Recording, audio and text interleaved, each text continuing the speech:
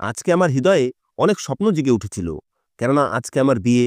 আমি কিছুটা ঘাবড়াচ্ছিলাম, সাথেই মনে মনে নিজের স্বামীর ব্যাপারে চিন্তা করে খুশিও হচ্ছিলাম। আমার স্বামী কিছুক্ষণ পরেই ঘরে আসতে চলেছে, আর সেই সময়ের কথা চিন্তা করে আমার ঘাম এসে যাচ্ছিল। না জানি অন্য মেয়েরা এই সময় কি করে, কিন্তু আমার তো হাত পা ঠান্ডা হয়ে যাচ্ছিল। সেই সময় আমার এরকম মনে হচ্ছিল যেন আমি পুরোদমে ঘামে ভিজে গেছি। যদিও এই ঘরের মধ্যে ভালোই ঠান্ডা ছিল, ওয়েদার চেঞ্জ হচ্ছিল, তাই ঘরে ঠান্ডার কারণে আমি খুব শান্তি পাচ্ছিলাম।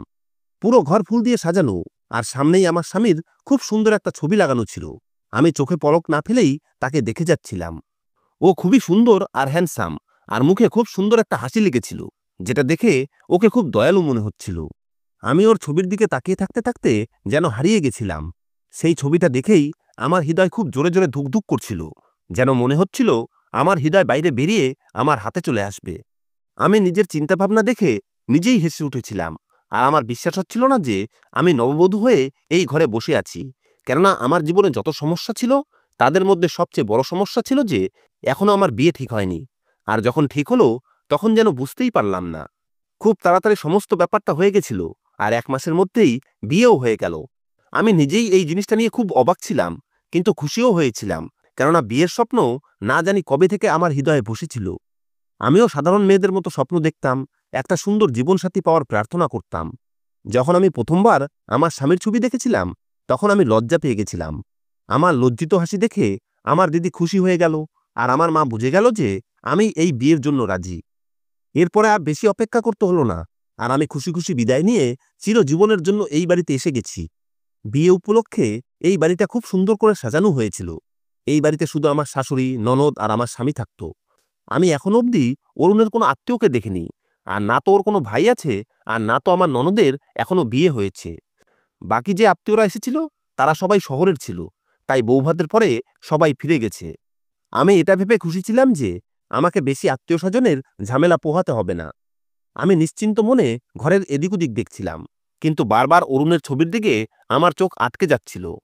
তখনই হঠাৎ দরজায় বাইরে থেকে আওয়াজ হলো, আর আমি সোজা হয়ে বসে তাড়াতাড়ি করে নিজের ঘুমটা ঠিক করলাম। আমার হৃদয় ধুকধুক করছিল। এটা ভেবে আমি ঘাবড়ে গেছিলাম যে অরুণের সাথে আমি কি কথা বলবো, কেননা বিয়ের আগে আমি কখনোই ওর সঙ্গে কথা বলিনি। আমি তো ভেবেছিলাম অরুণ, কিন্তু না, এটা অরুণ ছিল না, বরং আমার শাশুড়ি আর ননদ ছিল। তাদের দুজনকে দেখে আমি একটা নকল হাসি মুখের উপরে সাজিয়ে নিলাম।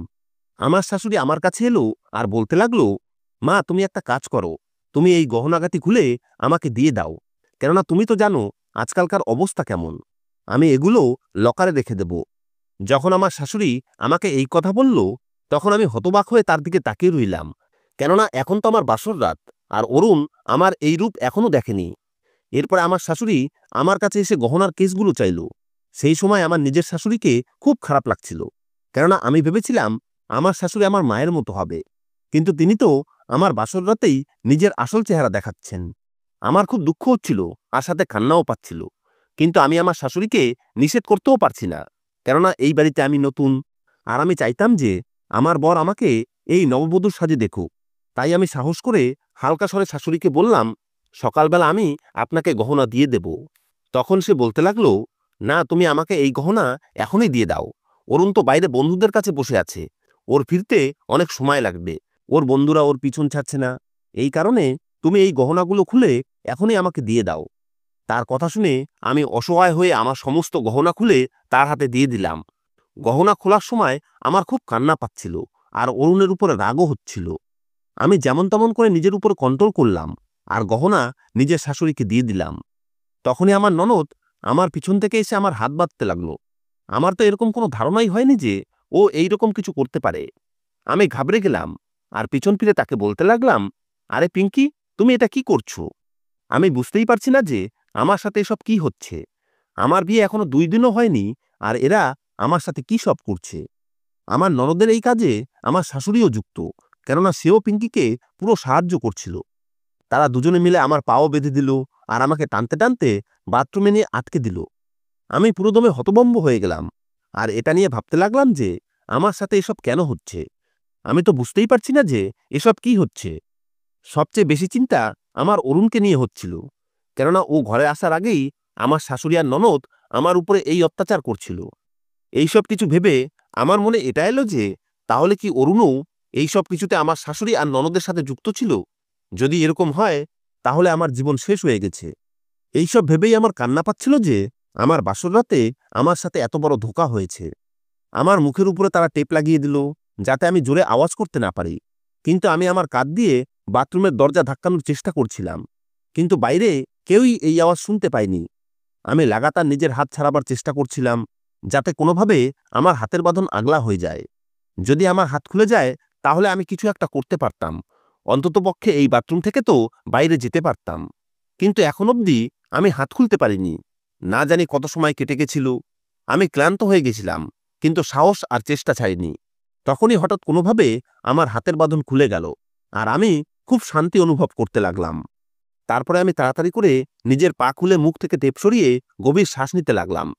এরপরে আমি উপর দিকে তাকিয়ে ভগবানের কাছে প্রার্থনা করলাম যে, ভগবান, আমাকে কোনোরকমভাবে এই ঝামেলা থেকে বের করে দাও। এরপরে যখনই আমি বাথরুমের দরজা খুললাম তখন সামনের দৃশ্য দেখে পায়ের নিচ থেকে মাটি বেরিয়ে গেল, কেননা সামনে আমার স্বামী আর ননদ। আমার নাম মিতালি, আমার বয়স ২৬ বছর, আর আমি একটা মিডল ক্লাস ফ্যামিলির মেয়ে। পরিবারে আমি আমার বোনেদের মধ্যে সবচেয়ে বড়। ইউনিভার্সিটির পড়াশোনা শেষ করে বাড়িতেই বসে আছি। বাবা মা সম্বন্ধ খুঁজতে শুরু করে দিয়েছে। আমার মা বাবা আশেপাশের অনেক লোকের কাছে আমার ব্যাপারে কথা বলেছে, কিন্তু এখন অবধি কোনো সফলতা আসেনি।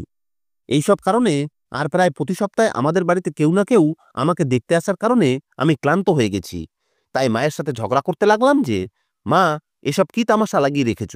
তুমি ভালোভাবেই জানো যে আমি এখনই বিয়ে করতে চাই না। তারপরেও তুমি কেন বারবার আমাকে লোকেদের সামনে আসতে বাধ্য করো? আমার কথা শুনে মা বলতো, এটাই সমাজের নিয়ম। ভগবানের কাছে প্রার্থনা কর যাতে তাড়াতাড়ি তোর কোনো ভালো সম্বন্ধ পেয়ে যাই।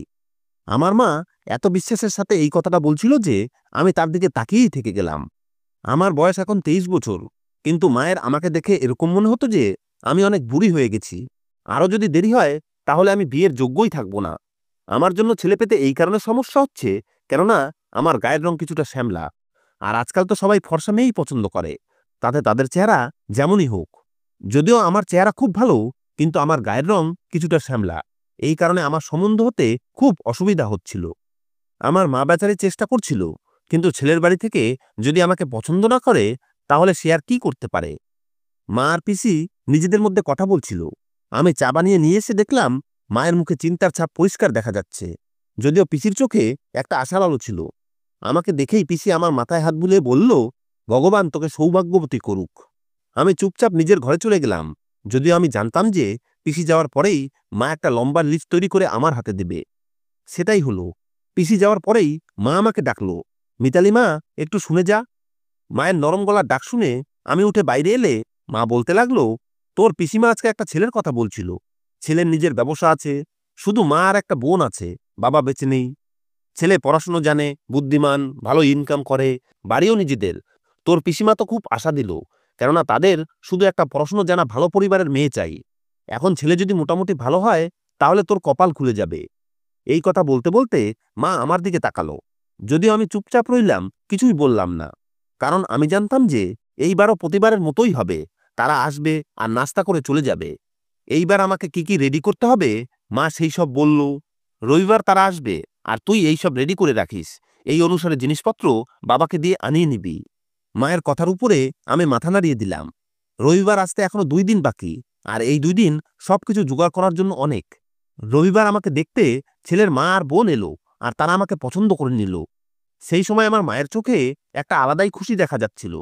এরপরে আমার মা সেই মহিলাকে বলতে লাগলো যে, দিদি, এটা তো খুব ভালো কথা যে আপনারা আমার মেয়েকে পছন্দ করেছেন, কিন্তু আমরাও একবার ছেলেকে দেখতে চাই। জানেনই তো যে মেয়ের বাড়ির লোকেদের মনে হাজার রকমের চিন্তা থাকে। আমরা শুধু যাব, একটু ঘুরে টুরে চলে আসব। আমার পুরো বিশ্বাস যে আমরা একে অপরের ব্যাপারে অনেক বেশি জানতে পারবো। মা খুব শান্ত গলায় এইসব কথা বলল। তখন ছেলের মা আমার মাকে বলতে লাগলো, একদম একদম, আমাদের এতে কোনো আপত্তি নেই। আপনাদের যখন ইচ্ছা আসুন, আর যেভাবে ইচ্ছা খোঁজ খবর নিন, এতে আমাদের কোনো আপত্তি নেই। আমি কিছুক্ষণ পরেই সেখান থেকে উঠে চলে এলাম। তাদের মধ্যে আর কি কি কথা হয়েছিল আমি জানি না। ব্যাস এটা শুনেছিলাম যে পরের রবিবার আমার বাড়ির লোকেরা ছেলে দেখতে যাবে। পরের রবিবার যখন মা বাবা আর ২ বোন ছেলে দেখে এলো, তখন সবাই খুব প্রশংসা করছিল। আমার বোন বলছিল, দিদি, যদি তুমি অরুণ দাদাকে দেখতে তাহলে তুমি সঙ্গে সঙ্গে এই বিয়ের জন্য হ্যাঁ করে দিতে। সে এতটাই হ্যান্ডসাম। মা তার ছবি নিয়ে এসেছে তোমাকে দেখানোর জন্য। একথা শুনে আমার হৃদয়ে ঝড় উঠে গেল। আমার বোনেরা অরুণের খুব প্রশংসা করছিল, আর সেই প্রশংসার প্রভাব এতটাই ছিল যে আমারও অরুণকে দেখার খুব ইচ্ছা হচ্ছিল। সেই দিনই রাতের বেলা মা আমার ঘরে এলো। আমি বুঝে গেলাম মা কি জন্য এসেছে, কেননা তার হাতে আমি অরুণের ছবি দেখেছিলাম। মা আমাকে বলতে লাগলো, মিতালি মা, এটা অরুণের ছবি, তুই একবার দেখে নিস। এই বিয়ের ব্যাপারে তোর যা সিদ্ধান্ত সেটা আমাকে বলে দিস, তোর ইচ্ছা মতোই সবকিছু হবে। একথা বলে মা সেই ছবি সেখানে রেখে চলে গেল। মায়ের যাওয়ার পরে আমি কম্পিত হৃদয়ে অরুণের ছবি উঠালাম, আর ওকে দেখছিলাম তো দেখেই যাচ্ছিলাম। অরুণ খুবই সুন্দর আর হ্যান্ডসাম, আর ওর মুখে একটা অদ্ভুত জ্যোতি ছিল, আর ওর ঠোঁটে একটা হালকা হাসি লেগেছিল, যেটা দেখে আমিও হেসে ফেলেছিলাম। সেই রাতে আমি ঘুমাতে পারিনি। অরুণের চেহারা আমার চোখের সামনে ভেসে রইল। পরের দিন সকালে যখন মা আমার মুখে গোলাপি আভা দেখলেন, তখন তিনি আমার ইচ্ছা বুঝে গেলেন। এরপরে মা আমার মাথায় হাত বোলাতে বোলাতে আমাকে আশীর্বাদ করে বললেন, আমার মিতালি মায়ের কপাল খুব ভালো, ভগবান ওকে সব সময় খুশি রাখুক। মায়ের আশীর্বাদের উপরে আমি মনে মনে বললাম, মা, যেরকম তুমি ভাবছো ভগবান সেরকমই করুক। কিন্তু আমি জানতাম না যে সামনে আমার জীবনে কি কি পরীক্ষা আসতে চলেছে। আমাদের দিক থেকে হ্যাঁ বলার সাথে সাথে তাড়াতাড়ি করে ওরা বিয়ের ডেট করার জন্য চলে এলো। এই জিনিসটা আমার মা বাবাকে চিন্তায় ফেলে দিল, কেননা তাদের ইচ্ছা ছিল যে কমপক্ষে 6 মাস পরে বিয়ে হোক। এদিকে আমার শাশুড়ির বক্তব্য ছিল সে অসুস্থ, তাই ছেলের বিয়ে তাড়াতাড়ি দিচ্ছে, যাতে মরার আগে নাতিপুতির চেহারা দেখে যেতে পারে। শাশুড়ির এই কথা শুনে আমার বাবা মা সব জোগাড়যন্ত্র করতে ব্যস্ত হয়ে গেল। এরপরে 1 মাস পরেই ডেট ফিক্সড হয়ে গেল। বাড়িতে খুশি ভরে উঠেছিল। এই সময় আমি কোনো কাজ করছিলাম না, কেননা মা আমাকে কাজ করতে নিষেধ করে দিয়েছিল। বেশিরভাগ সময় আমি ঘরেই থাকতাম, আর আমার বোনেরা আমার খেয়াল রাখত। এই 1 মাসও দেখতে দেখতে কেটে গেল, আর সেই দিন এসে গেল যখন আমাকে বিদায় নিয়ে অরুণের সাথে ওদের বাড়িতে যেতে হবে। আমার বাবা মা, বোন আমার বিদায়ের সময় খুব কান্না করেছিল। আমি বিদায় হয়ে অরুণের সাথে ওদের বাড়িতে এসে গেলাম। ওদের বাড়িতে আসার পরে অনেক নিয়মকানুন পালন করা হলো। বৌভাতের পরে সমস্ত অতিথিরা চলে গেছিল, এই কারণে বাড়ি খালি হয়ে গেছিল। এখন বাড়িতে শুধু অরুণের মা, বোন আর অরুণ ছিল।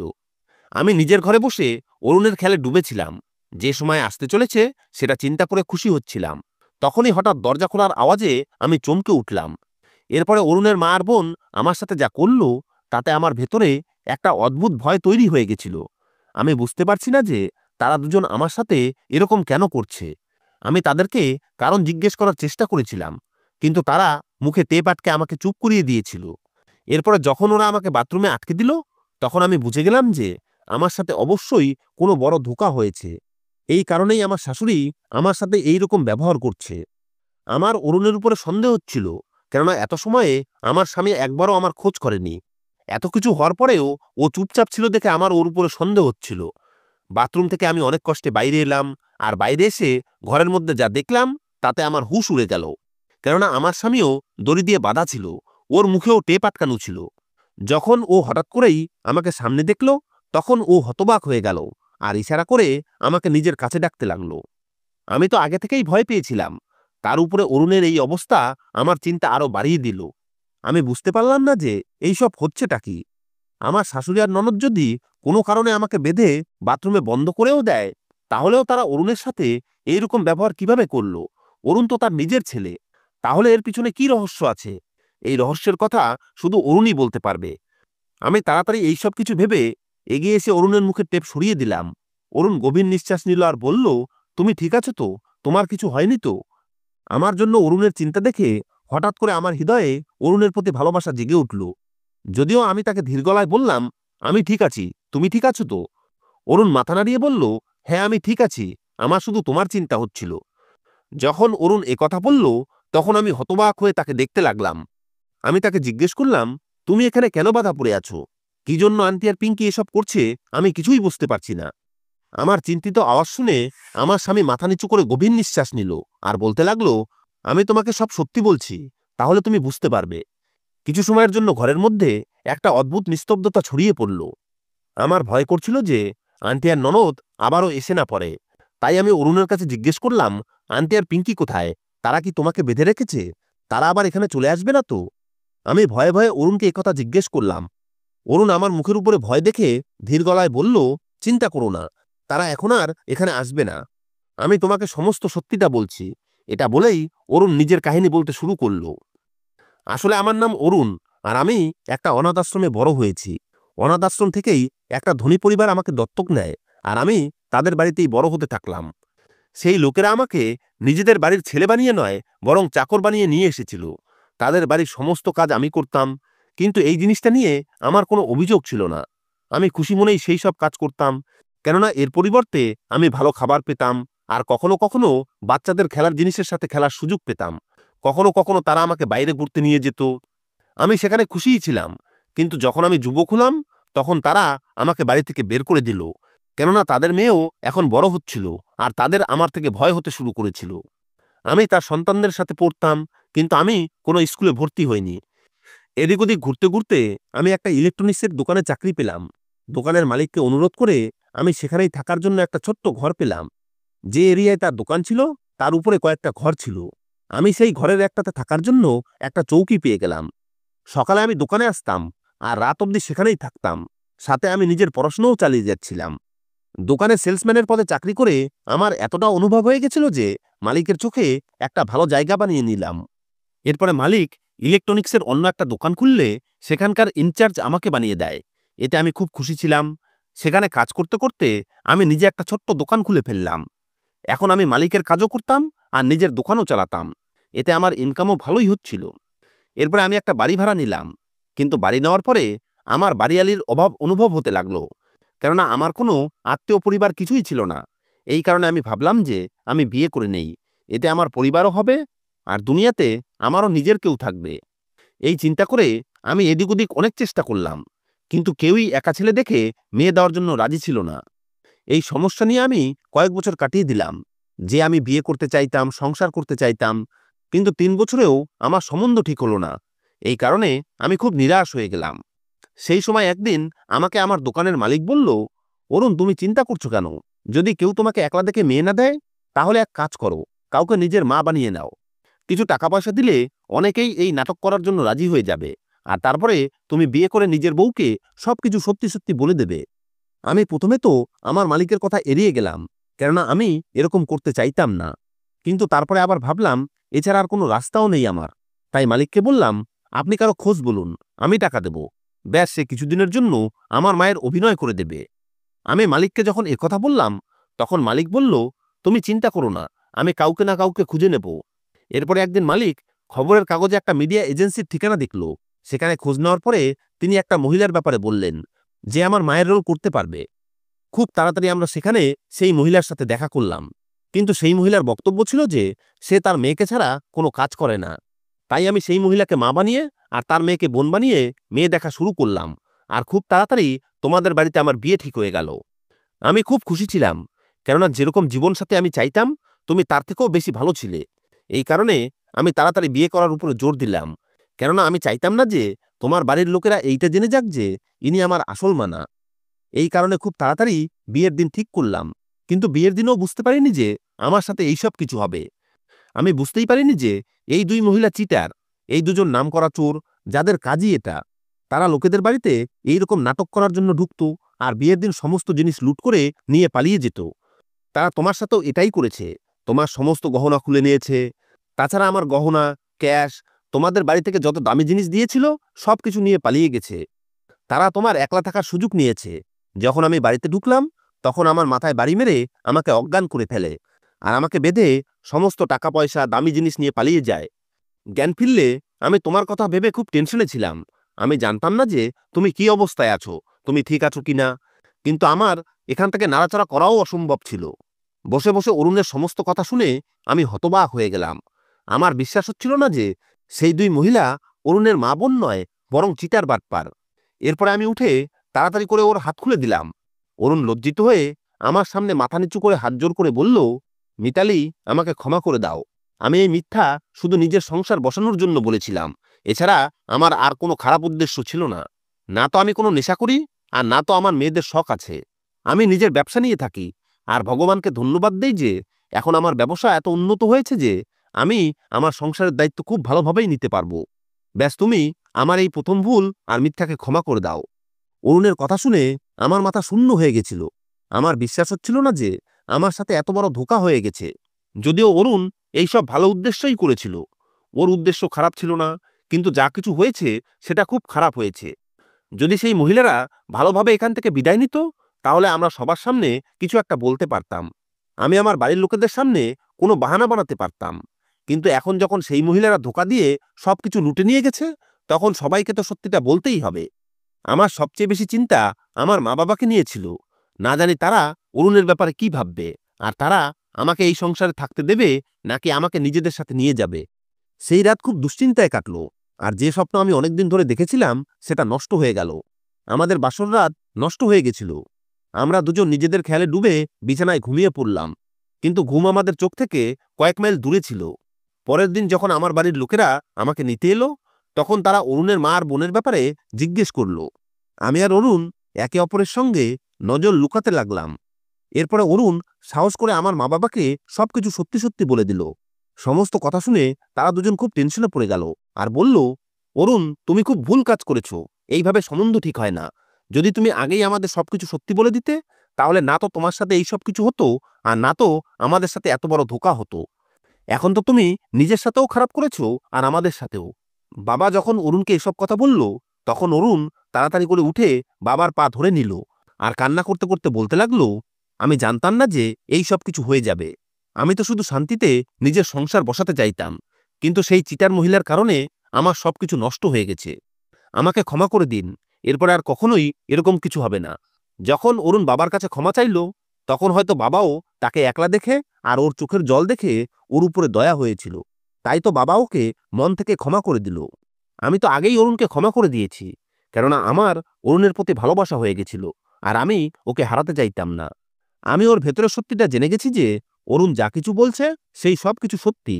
আমার শুধু নিজের বাড়ির লোকেদের নিয়ে চিন্তা ছিল, আর এখন বাবাও ওকে ক্ষমা করে আমাকে নিজের সিদ্ধান্ত নেওয়ার কথা বলল। যে আমি কাল থেকে খুব চিন্তায় ছিলাম, এখন আমার মনে শান্তি এলো।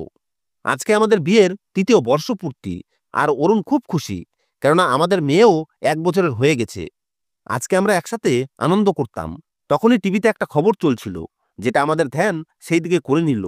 খবরে দেখাচ্ছিল যে দুজন মহিলা, তারা অন্য কেউ নয়, বরং তারাই যারা আমাদের জিনিসপত্র চুরি করেছিল। সেই দুজন এখন ওদের গ্যাংয়ের সাথে ধরা পড়েছে। আমি আর অরুণ একে অপরের দিকে দেখে হেসে দিলাম। আমরা ওই দুজনের বিরুদ্ধে অভিযোগ করিনি, কেননা অরুণের বিশ্বাস ছিল যে তাদের জন্যই ও আমাকে পেয়েছে। না হলে তো অনেকদিন ধরে ওর বিয়ে হচ্ছিল না। ওদের কারণেই ও এত ভালো জীবনসাথী পেয়েছে। কিন্তু এখন আমাদের এই জিনিসটার উপরে বিশ্বাস হয়ে গেছে যে যারা খারাপ করে, ভগবান তাদের সাথে সবসময়ই খারাপ করে। তাতে যদি আপনি সেই মানুষকে ক্ষমা করে দেন, তবুও ভগবান তাদেরকে ক্ষমা করে না। আজকে আমরা দুজন একে অপরের সাথে খুব খুশি। আমি আমার জীবন থেকে এই জিনিসটা শিখতে পেরেছি যে কখনো কখনো যে জিনিস আমাদের কাছে খারাপ মনে হয়, সেই জিনিসকে খারাপ নজরে দেখার পরিবর্তে শান্ত মনে চিন্তা করে সিদ্ধান্ত নেওয়া উচিত। আমি সেই সময় অরুণের ভুলের কারণে যদি ওকে ছেড়ে চলে যেতাম, তাহলে হয়তো আমি নিজেকেই বরবাদ করে নিতাম। কিন্তু আমি যে সিদ্ধান্ত নিয়েছি, সেটা আমাদের দুজনের জীবনে সুখ শান্তি এনে দিয়েছে। ধন্যবাদ বন্ধুরা।